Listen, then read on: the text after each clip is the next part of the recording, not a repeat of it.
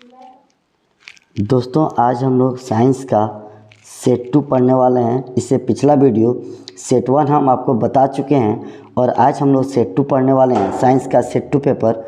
तो देखिए साइंस का सेट 2 में सबसे पहला क्वेश्चन क्या बोला गया है कि किसी अवतल दर्पण में प्रतिबिंब आभासी, सीधा और बड़ा पाया गया वस्तु की स्थिति कहाँ होना चाहिए। तो दोस्तों यहाँ पर देखिए कि मान लीजिए ये अवतल दर्पण है और ये मुख्य अक्ष है, तो यहाँ पर P होता है और यहाँ F होता है और यहाँ C होता है। तो वस्तु को हम अगर आभासी, सीधा, बड़ा बनाना चाहते हैं तो वस्तु को P और F के बीच रखना होगा, ठीक है, P और F के बीच, तभी आपका वस्तु का जो बीम होगा वो बड़ा होगा। तो देखिए यहाँ पर अगर हम वस्तु को रखेंगे तो कहाँ रखेंगे, दर्पण के ध्रुव तथा मुख्य फोकस के बीच। नेक्स्ट क्वेश्चन जो है हमारा, ठीक है, नेक्स्ट क्वेश्चन क्या है कि वक्रता त्रिज्या r एवं फोकस दूरी f के संबंध, तो r बराबर क्या होता है, 2f होता है। आपको पता होगा कि f बराबर r/2 होता है। तो यदि हम r/2 होता है, यदि हम इसको गुना करेंगे और इसको गुना करेंगे तो r बराबर क्या मिलेगा, 2f मिलेगा, है ना।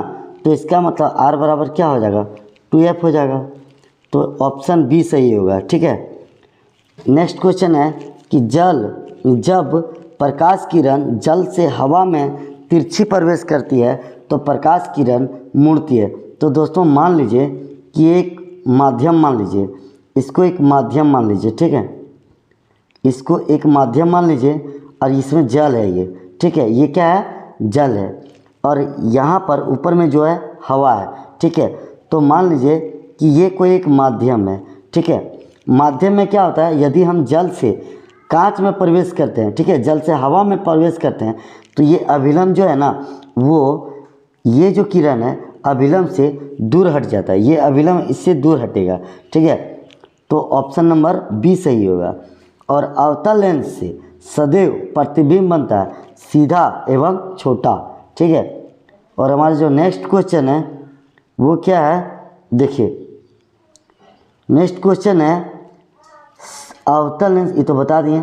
लेंस की क्षमता का एसआई मात्रक क्या होता है, तो लेंस की क्षमता का एसआई मात्रक डायोप्टर होता है दोस्तों, जिसको डी से भी सूचित करते हैं, ठीक है। और एक डायोप्टर बराबर होता है 1 मीटर, ये भी याद रखिएगा, ठीक है। और समतल दर्पण द्वारा बना प्रतिबिंब होता है, मान लीजिए कि एक समतल दर्पण है, ठीक है, यहाँ पर इतना दूरी पर आप एक वस्तु रख दीजिए, मान लीजिए आप है, तो आपका जो इमेज बनेगा दर्पण के पीछे बनेगा उतना ही दूरी पर, ठीक है। तो ये जो दर्पण के पीछे बनता है ना, ये काल्पनिक होता है, ये क्या होता है, काल्पनिक होता है।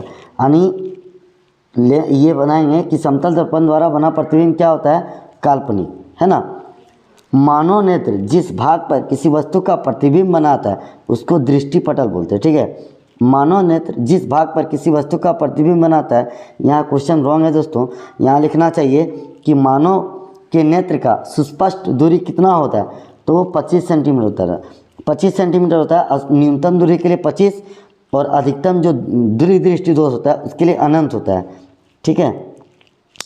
द्विफोकस लेंस द्वारा किस दृष्टि दोष को दूर किया जा सकता है, तो जरा दृष्टि दोष होता है।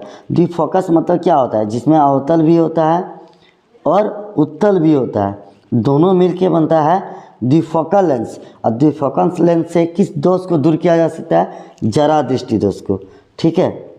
और हमारा जो नेक्स्ट क्वेश्चन है उसमें बोला गया है तारे टिमटिमाने का कारण क्या है। दोस्तों अगर तारे टिमटिमाने की बात करें तो वो है वायुमंडलीय अपवर्तन, ठीक है।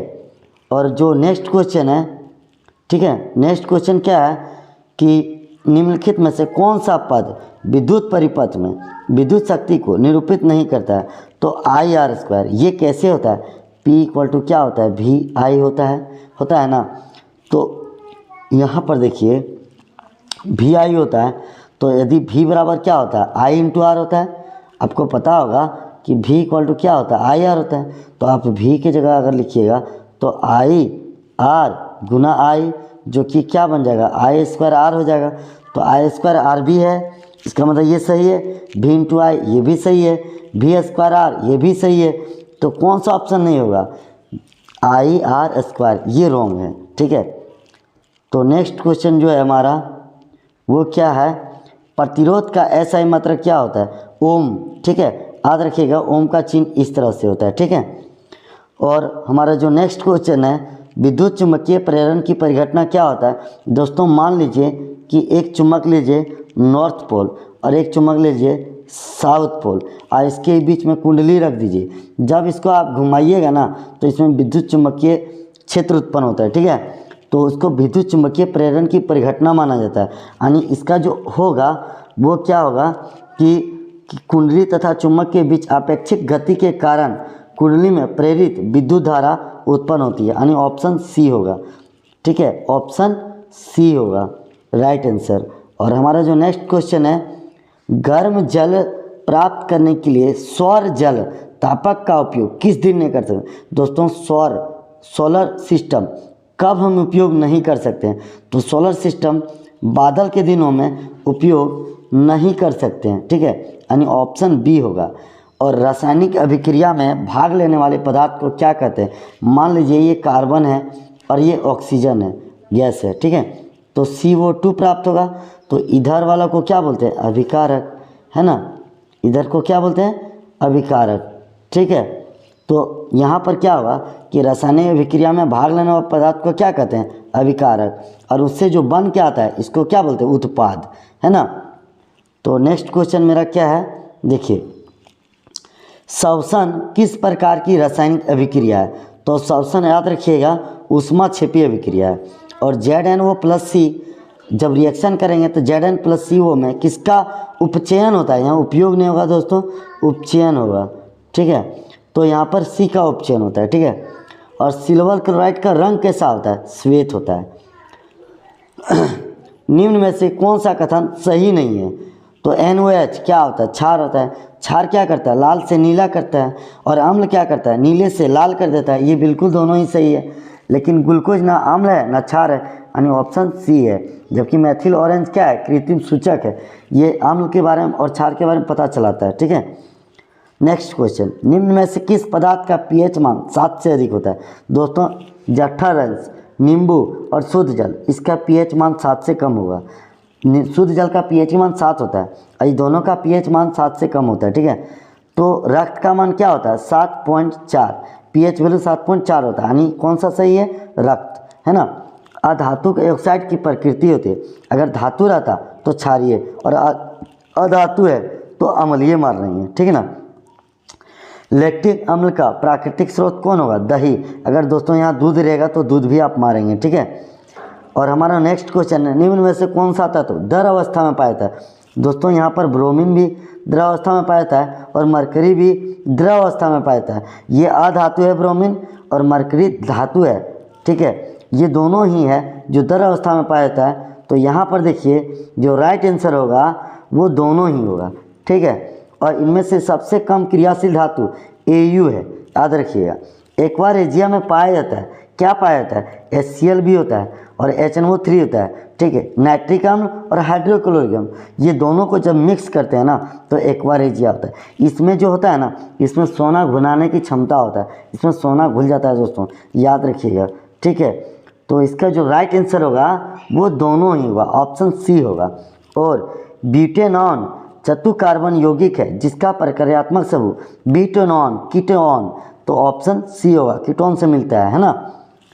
और निम्न में से किस तत्व के बाहरी कक्ष में एक इलेक्ट्रॉन होते हैं। तो बाहरी कक्ष में एक इलेक्ट्रॉन होता है, वो है सोडियम। कैसे, सोडियम का परमाणु संख्या कितना होता है, 11, 2, 8, 1। देखिए इसका बाहरी कक्ष 1 है तो इसका मतलब सोडियम, बाकी बात किसी का बाहरी कक्ष 1 नहीं होगा।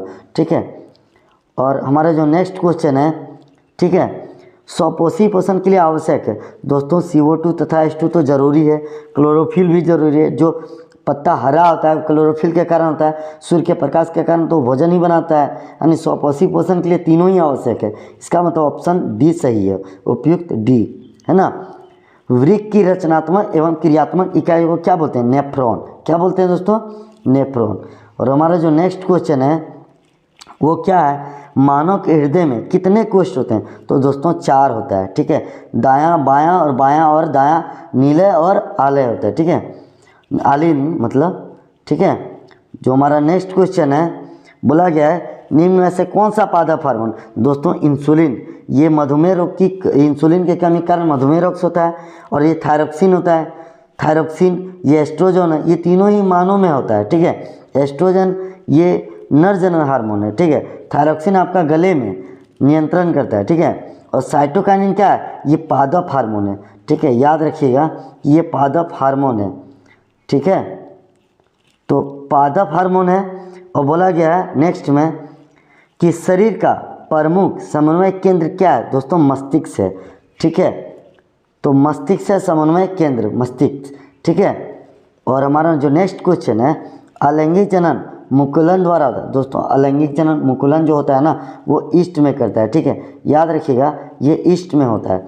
परिपक्व हो जाने पर अंडाशय विकसित हो जाता है, किस में होता है, फल में होता है। और अगर समजात अंग की बात करें जिसका आकार एक जैसा हो, कहना मतलब उसका मिलता जुलता हो, ठीक ना, उसके आकार से, तो यहाँ पर जो सही होगा वो ऑप्शन डी सही होगा। हाथी दांत तथा कुत्ते का अगर पात ये मिलता जुलता है, यानी ये ऑप्शन डी सही है, ठीक है। और अनुवांशिकी का पिता की अगर बात किया जाए कि अनुवांशिकी का पिता कौन है, तो दोस्तों यहाँ पर अनुवांशिकी का पिता कौन है, ग्रेगर जॉन मेंडल है, ठीक है। ग्रेगर जॉन मेंडल है। निम्न में कौन सा आहार श्रृंखला का निर्माण करता है, तो यहाँ पर बकरी, गाय तथा मानव, सॉरी दोस्तों ये रॉन्ग है, ठीक है। यहाँ पर घास, बकरी तथा मानव हो जाएगा, ठीक है। घास, बकरी तथा मानव। निम्न में से कौन सा उत्पादक है, घास, क्योंकि घास से ही सब उत्पादक होता है ना। चिपको आंदोलन का मुख्य उद्देश्य क्या था, वंशानन को रोकना। खादिन पाए जाते हैं, खादिन कहाँ पाए जाते हैं, राजस्थान में, ठीक है दोस्तों। खादिन कहाँ पाए जाते हैं, राजस्थान में। तो खादिन क्या है, जल को संग्रहण करने वाला एक प्रकार का तरीका है, ठीक है। तो आप याद रखिएगा कि खादिन राजस्थान में होता है, ठीक है, राजस्थान में। दोस्तों अगर वीडियो आपको अच्छा लग रहा है तो वीडियो को लाइक कीजिएगा, और चैनल में नया है तो चैनल को सब्सक्राइब कर लिएगा। थैंक्स फॉर वॉचिंग, जय हिंद। और इसका नेक्स्ट वीडियो सेट 3 मिलने वाले हैं, तो चलिए वीडियो यहीं